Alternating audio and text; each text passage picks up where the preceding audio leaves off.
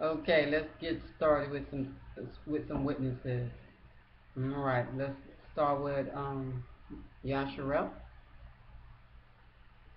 Verse uh, 22, first chapter, Matthew, says, Now all this was done that it might be fulfilled, which was spoken of the Lord by the prophet, saying, Behold, a virgin shall be with child, and shall bring forth a son, and they shall call his name Immanu'El, which being interpreted is God with us. Okay? Now, this comes from, supposed to be the fulfillment of Isaiah chapter 7, verse 14, in the book of Isaiah. Okay? Now, when you go over here to the book of Isaiah, chapter 7, and when you read it, again, from the top, it basically sets the tone, tells you the time. This is in the 8th century BCE, okay? And that's the time that Isaiah prophesied in. You can go to the first chapter of Isaiah and pick it up, and it'll show you the governors or captains of the people, who most people refer to as kings, which is, a misnomer, but nevertheless, tells you the different governors of Yehuda and Jerusalem, and Benjamin, that lived during the time of Isaiah's prophecies, when Yah came through him to the people to deliver these prophecies. Now, the governor that was on the throne in Jerusalem at the time that this prophecy in chapter 7 Isaiah was given was Ahaz. He was of the seed of David. And this is how chapter 7 starts out. Okay, it came to pass in the days of Ahaz, the son of Jotham, the son of Uzziah, king of Yehuda, that Rezin, the king of Syria, and Pekah, the son of Remaliah, king of Israel, went up toward Jerusalem to war against it, but could not prevail against it. And it was told the house of David, that's Ahaz, saying, Syria is confederate with Ephraim, and his heart was moved, and the heart of his people, as the trees of the wood are moved with the wind. Then said Yah unto Isaiah, Go forth now to meet Ahaz. Okay, go forth to meet Ahaz. You, or thou, and Shejeshah thy son, at the end of the conduit of the upper pool in the highway of the fuller's field. Now, and say unto him, Take heed and be quiet. Fear not, neither be faint-hearted, for the two tails of these smoking firebrands, the fierce anger of Rezin with Syria, and of the son of Remaliah. Okay? Because Syria and Ephraim and the son of Remaliah have taken evil counsel against thee. Okay? Against Jerusalem and Yehuda, Benjamin. Okay? These two, the 10 tribes, together with Syria, had allied themselves and was coming against Ahaz and his people. Okay? Now, they said, Let us go up against Yehuda and vex it, and let us make a breach therein for us, and set a king in the midst of it, even the son of Tabiel.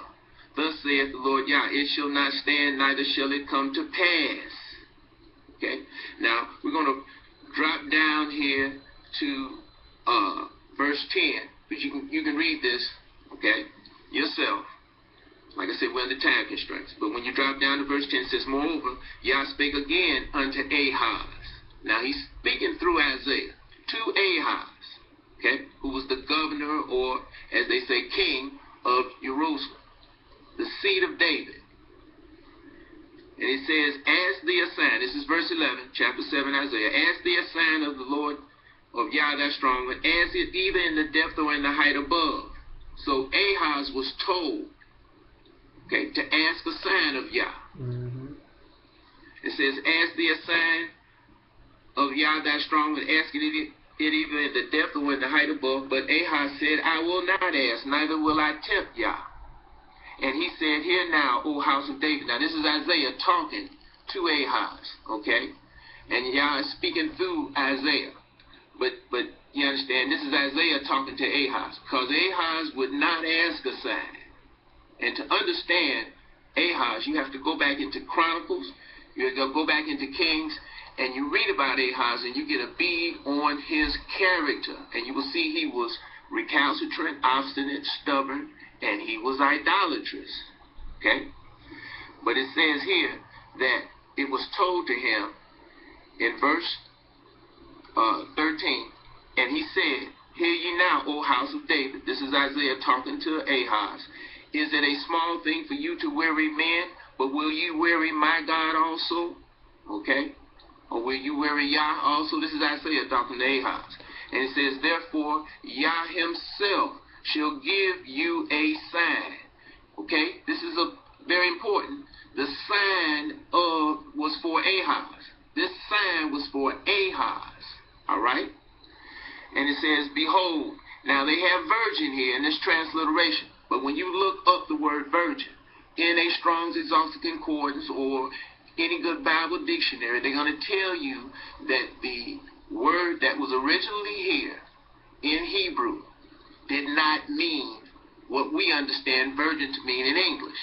Okay? The word that was here in the original Hebrew was Alma, A-L-M-A-H, which means veiled.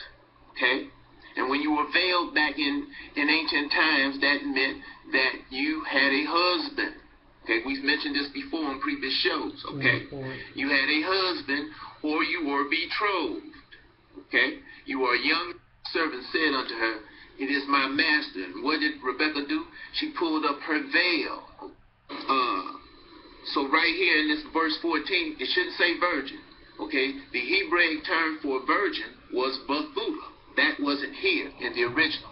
The word was Alma, which meant, again, veiled, a young woman of marriageable age, a maiden. All right, let's go to part 2.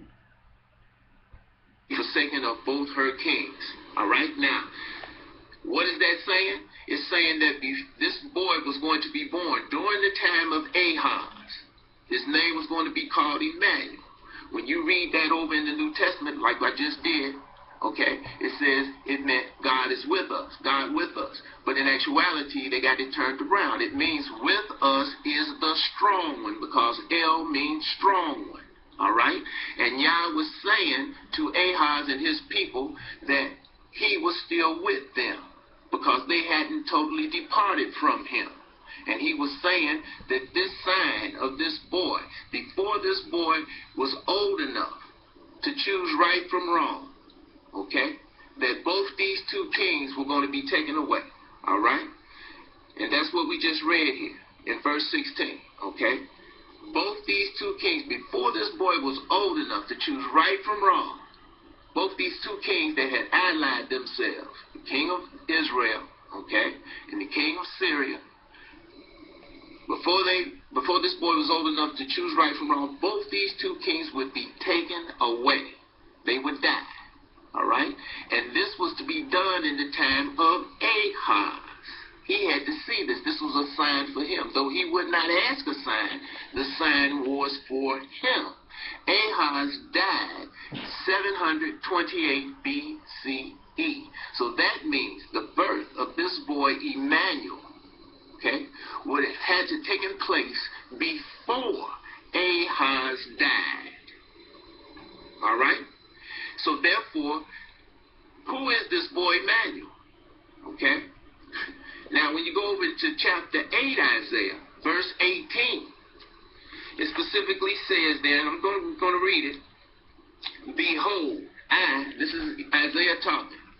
So he's saying, talking about himself, and the children whom Yah hath given me are for signs and wonders in Israel from Yah of hosts, which dwells in Mount Zion.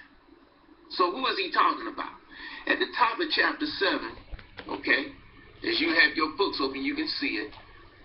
As I just read, Yashayahu'S, his son, Isaiah's son, was with him when they were sent to Ahaz and Jerusalem to tell Ahaz the words of Yah that we just read here at the top of chapter 7, okay?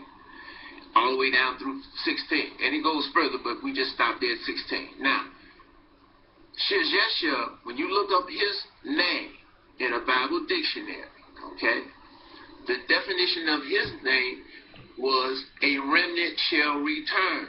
Remember that. A remnant shall return. Now, that was what Yashayahu'S birth meant. That was what the sign of his birth meant. Remember what we just read here in 8:18. Okay? Isaiah said, I and the children whom the Lord or Yahweh has given me are for signs and wonders, okay, in Zion, in Israel, in Jerusalem, okay, for the children of Israel, but also for the people of the world who heard about these prophecies, okay, back then, and it's for us today, all right? So therefore, Immanu'El was Isaiah's second son. He was his son.